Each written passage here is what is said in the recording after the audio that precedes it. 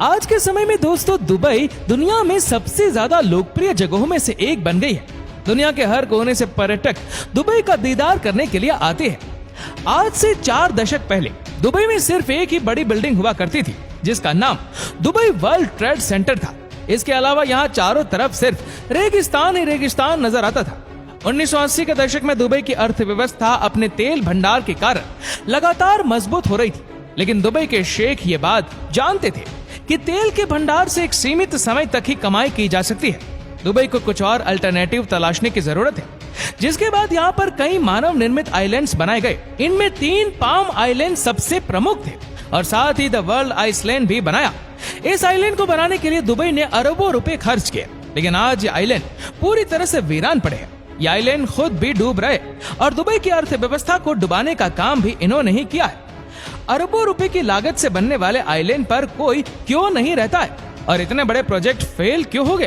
कैसे इस आइलैंड को बनाने का काम शुरू किया गया था और क्यों ये सभी प्रोजेक्ट्स फेल हो गए? आइए जानते हैं इस वीडियो में। 1980 के दशक के दौरान दुबई जब अपना तेल बेचकर खूब पैसा कमा रहा था, तभी वहां के क्राउन प्रिंस शेख मोहम्मद बिन राशिद और उनके भाई शेख हमदान बिन राशिद के दिमाग में ये बात बैठ गई कि कुछ सालों में जब उनके तेल के भंडार समाप्त हो जाएंगे तो उसके बाद कमाई का कोई भी जरिया नहीं रहेगा, क्योंकि दुबई पूरी तरह से रेगिस्तान पर बसा हुआ है। इसीलिए वहां पर खेती करना संभव नहीं है और तेल के अलावा अन्य कोई प्राकृतिक संसाधन भी अखाड़ी देशों के पास नहीं है। इसलिए शेख ने दुबई को एक वर्ल्ड क्लास सिटी बनाने का प्लान तैयार किया। ये दुबई को एक ऐसे शहर के तौर पर विकसित करना चाहते थे जो पूरी दुनिया में शॉपिंग से लेकर रियल एस्टेट तक हर फील्ड में अपना नाम रोशन कर सके और हर साल करोड़ों की संख्या में पर्यटक को अपने देश में आकर्षित कर सके। दुबई में तेजी से इंफ्रास्ट्रक्चर को डेवलप किया जाने लगा। कुछ सालों में दुबई में इतनी गगनचुंबी इमारतें बनकर तैयार हो गई और इतने सारे बिल्डिंग्स और होटल्स बन गए कि वहां पर जगह ही नहीं बची। शेख मोहम्मद बिन राशिद ने कहा कि वह अपने समुद्र पर आइलैंड बनाएंगे। पहले तो लोगों को शेख की बात पर ज्यादा विश्वास नहीं हुआ, लेकिन सन 1993 में जब दुबई में बुर्ज अल अरब बनाने की शुरुआत की गई, उसी समय मेन मेड आइलैंड का प्रस्ताव भी पास कर दिया गया। लेकिन समुद्र के ऊपर नए आइलैंड बनाना इतना आसान नहीं था। इसके लिए दुबई ने दुनिया भर से इंजीनियर्स, बेस्ट आर्किटेक्ट को अपने देश में बुलाया और पाम ट्री के आकार में 3 आइलैंड बनाने का प्लान तैयार हुआ।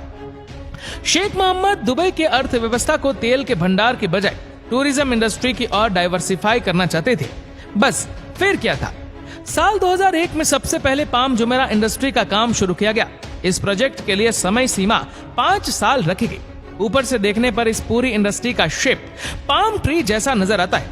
इस आइलैंड के बनते ही यहाँ की जगह बिकनी शुरू हो गई। दुनिया भर के बड़े बड़े celebrities, film stars, sports stars और बिजनेसमैन दुबई के मानव निर्मित आइलैंड पर प्रॉपर्टी खरीदनी शुरू कर दी।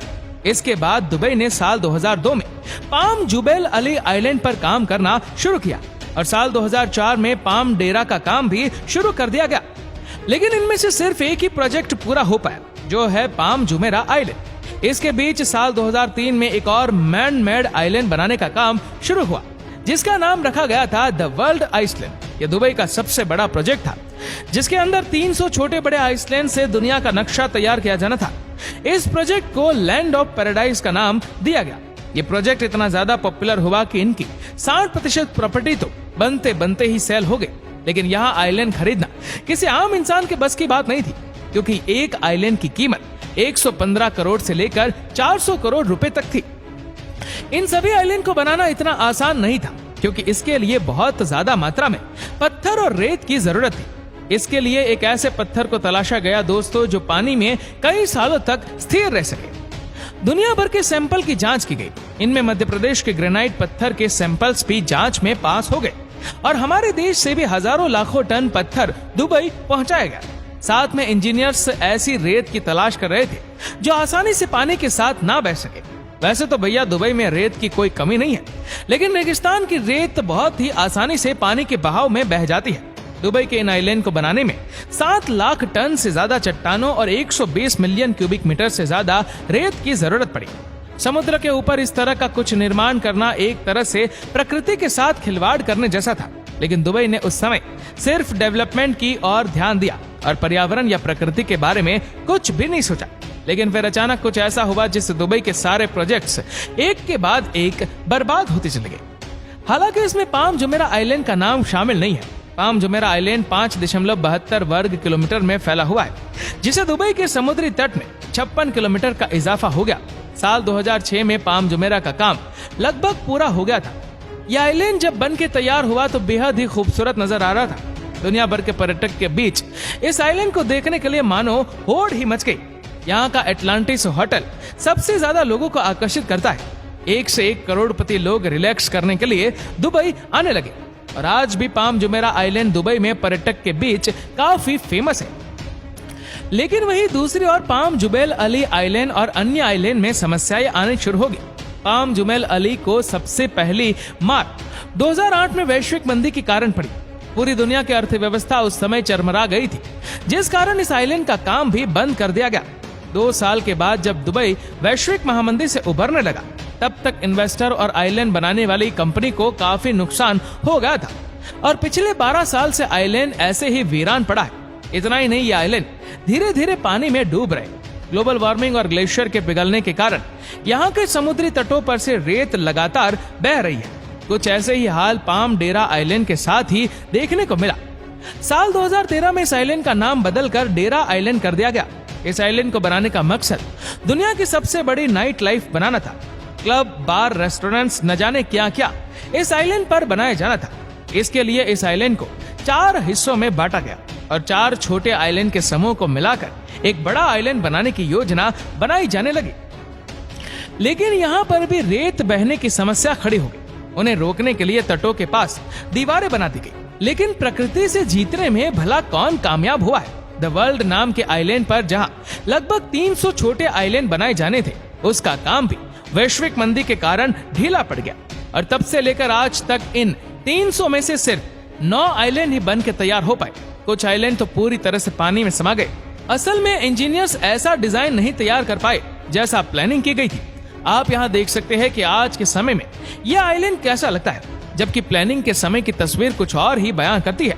ये बिल्कुल भी दुनिया के नक्शे जैसा नजर नहीं आ रहा था। इन आइलैंड पर लग्जरी विला, रिसोर्ट और कई शानदार होटल बनने थे, लेकिन सारा का सारा काम धरा का धरा रह गया। साल 2010 में पेंगुइन मरीन नाम की एक कंपनी ने इस मैन मेड आइलैंड के खिलाफ केस फाइल कर दिया। इसमें पर्यावरण को नुकसान जैसे कई बिंदुओं को शामिल किया गया था। साथ ही केस में ये भी बात सामने आई थी कि इन सभी प्रोजेक्ट के लिए EIA की परमिशंस नहीं ली गई। दोस्तों, हम आपको बता दें कि एनवायरनमेंट इम्पैक्ट असेसमेंट एक संस्था है जो किसी भी प्रोजेक्ट से पहले पर्यावरण को होने वाले नुकसान के बारे में रिसर्च करती है और बाद में एक समरी और रिपोर्ट पेश करके बताती है कि प्रोजेक्ट पूरी तरह से सुरक्षित है या नहीं है। लेकिन मैन मेड आइलैंड को बनाने में किसी भी तरह की कोई परमिशन नहीं ली गई थी, क्योंकि ये दुबई सरकार की अपनी ही कंस्ट्रक्शन कंपनी थी। इसलिए नकीर प्रॉपर्टीज पर कोई भी एक्शन नहीं लिया गया और पेंगुइन मरीन कंपनी केस हार गई। लेकिन किसी भी केस में जीत या हार से सच्चाई बदल नहीं जाती। जुबैल अली और वर्ल्ड आइलैंड आज भी हर 5 किलोमीटर की औसत दर से पानी में समा रहे, जो वैश्विक दर से 3.6 से भी 1.5 गुना है। द वर्ल्ड आइलैंड में दुबई ने $14 बिलियन इन्वेस्ट किए हुए थे। यह रकम इतनी ज्यादा है कि इससे 9 बुर्ज खलीफा या 13 बुर्ज अल अरब जैसे होटल्स तैयार किए जा सकते हैं। साथ ही इन आइलैंड को बनाने के दौरान यहाँ पर काम करने वाले मजदूरों के साथ ही बहुत ही अमान्य तरीके से व्यवहार किया गया। मजदूरों के पासपोर्ट जब्त कर लिए गए थे। उनसे दिन में 16 घंटे काम कराया जा रहा था और 2 वक्त का खाना भी उन्हें ठीक से नसीब नहीं हो पा रहा था। इतना ही नहीं, 2 लोगों के कमरे में 15 से 20 मजदूरों को ठहरने के लिए कहा गया। 2014 में पूरी दुनिया में तेल की कीमतों में भारी गिरावट आई थी, जिसे दुबई को एक बड़ा झटका लगा था। और इन प्रोजेक्ट की फेल होने में एक मुख्य कारण ये भी है, प्रकृति के साथ खिलवाड़ करने का नतीजा। दुबई को एक न एक दिन मिलना ही था, लेकिन वह दिन इतनी जल्दी आएगा ये बात कोई नहीं चाहता था। इन प्रोजेक्ट के अलावा दुबई एक और प्रोजेक्ट पर काम शुरू करने वाला था, जिसका नाम भी यूनिवर्स आइलैंड रखा जाना था। उस प्रोजेक्ट के तहत चांद, सूरज, मिल्की वे, सितारे और सौर मंडल सहित अन्य कई शेप के मैन मेड आइलैंड बनाए जाने थे। लेकिन अफसोस, ये प्रोजेक्ट सिर्फ कागज तक ही सिमट कर रह गया। लेकिन इतना सब होने के बाद भी आज दुनिया में दुबई की एक अलग ही पहचान है दोस्तों। बुर्ज खलीफा से लेकर दुनिया के एकमात्र 7 स्टार होटल बुर्ज अरब तक कई शानदार इंफ्रास्ट्रक्चर दुबई ने बनाए, जिन्हें देखने हर साल बड़ी संख्या में सैलानी आते हैं। डायनेमिक टावर जो घूमने वाली बिल्डिंग होगी, उस पर दुबई आज काम कराए। ऐसे में कई बड़े इंफ्रास्ट्रक्चर दुबई में निर्माण आदि ने यानी 1 दशक के भीतर दुबई आज के मुकाबले और भी ज्यादा डेवलप नजर आएगा। दोस्तों, इस वीडियो को आप अपने तक सीमित ना रखें, जितना हो सके इस वीडियो को शेयर करें फेसबुक पर, व्हाट्सएप पर, यूट्यूब पर। और ऐसे ही और भी इंटरेस्टिंग वीडियोस को यूट्यूब पर देखने के लिए नीचे कमेंट सेक्शन में लिंक दी गई है, जिसके ऊपर क्लिक करके हमारे चैनल को आप सब्सक्राइब करें और बेल आइकन दबाएं, ताकि हमारे हर लेटेस्ट वीडियो की अपडेट आपको मिलती रहे सबसे पहले। धन्यवाद।